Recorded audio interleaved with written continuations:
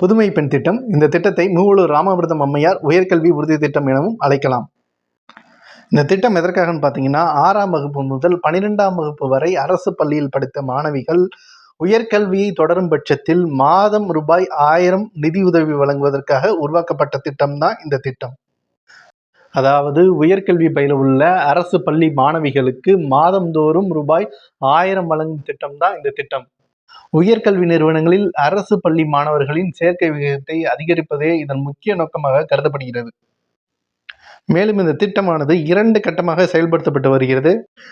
முதற்கட்டமாக இந்த திட்டம் செப்டம்பர் 5, 2022 தொடங்கப்பட்டது.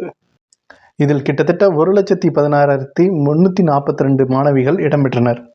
2ஆம் கட்டமாக இந்த திட்டம் 8/2/2023 முதல் ஏற்படுத்தப்பட்டது.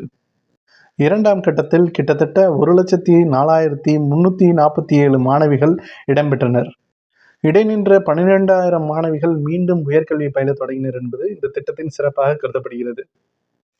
மேலும் பெண்களின் உயர்கல்வி சேர்க்கையானது 27% வரை உயர்ந்தது என்பது மற்றொரு சிறப்பாக கருதப்படுகிறது.